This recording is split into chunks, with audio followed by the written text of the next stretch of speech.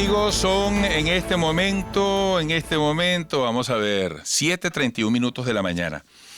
Vamos a conversar ahora vía telefónica con Américo de Gracia, dirigente político, acaba de regresar al país y manifiesta su interés de participar como aspirante a la gobernación del Estado Bolívar el venidero 21 de noviembre. Américo, un gusto tenerte por aquí, buenos días, bienvenido. Muchas gracias, Eduardo, y muchas gracias a Unión Radio y buenos días a todos los venezolanos que nos escuchan dentro y fuera del país. Américo, por cierto, la causa R, partido al que perteneciste mucho tiempo, hoy es noticia porque anuncia que no participará en elecciones del 21 de noviembre. Incluso no sé si es la primera organización política que oficialmente asume esta posición. Pero en todo caso, ¿dónde está la importancia de participar el próximo 21 de noviembre? ¿Qué es lo que está en juego en esa fecha? Te agradezco mucho la pregunta porque nos permite poner orden, vamos a decir, en el debate, y creo que la pregunta es absolutamente válida y pertinente. Las regionales tienen una importancia transversal para el destino político de nuestro país, toda vez que ellas representan una mega elección.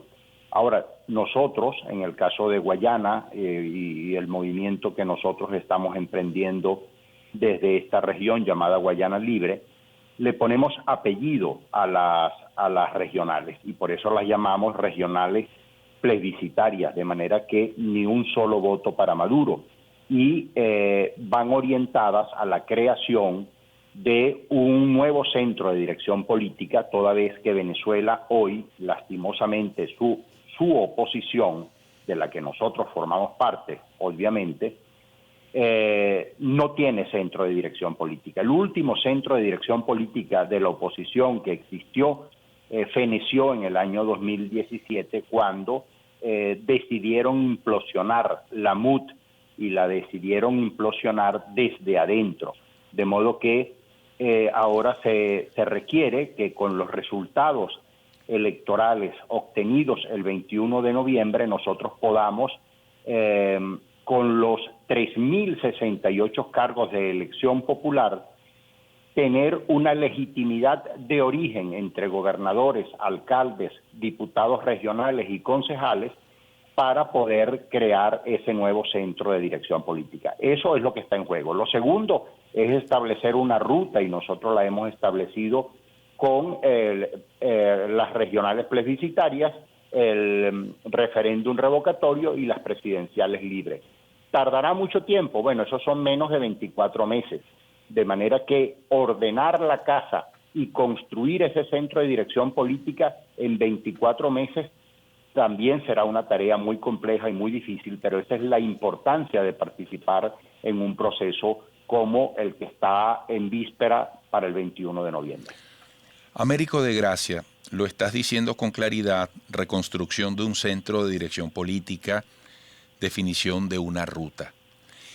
A la vuelta de la esquina está el 2022, ya hay un grupo que está tramitando las condiciones para visualizar un referéndum revocatorio. El 2024, en tiempos de política, también está a la vuelta de la esquina.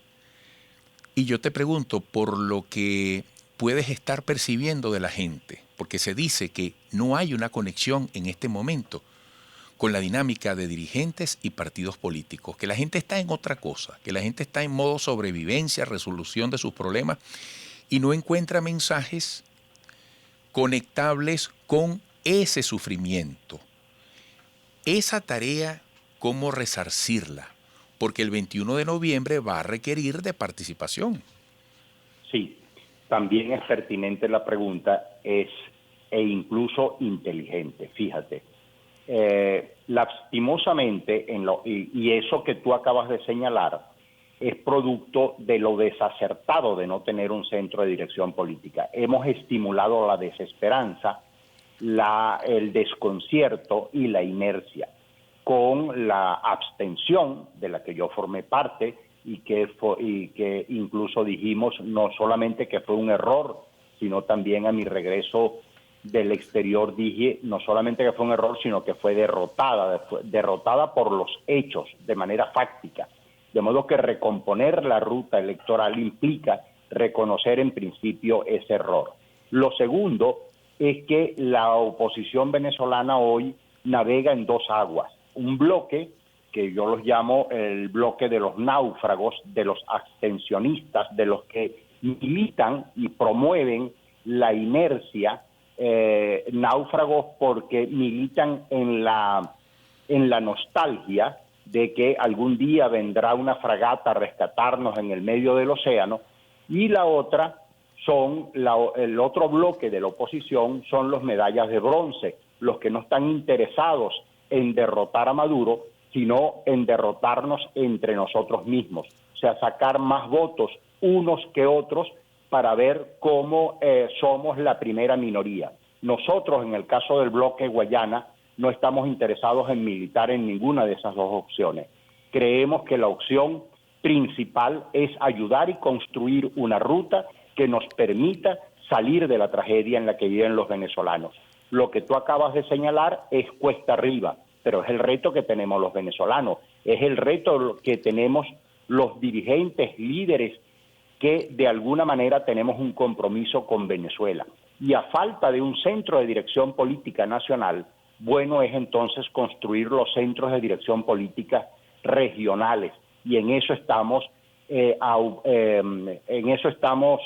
motivados nosotros desde Guayana. Esta mañana tuve una interesante conversación con Alfredo Díaz, gobernador de Nueva Esparta, que comparte nuestro propio lineamiento. Lo correcto, lo novedoso sería que la Alianza Democrática, compuesta por muchos partidos, y el G4 con los que promueven, el G Plus, y ahora tienen otros nombres con la tarjeta de la unidad, pudiéramos hacer una concreción de acuerdo con una dirección ad hoc que le permita procesar y direccionar estas elecciones del 21 de noviembre con miras al futuro. Pero lamentablemente pesan más las peleas mellizales que el propósito y el objetivo superior. Entonces, esa es una de las grandes dificultades que lamentablemente tenemos. Y conectarnos,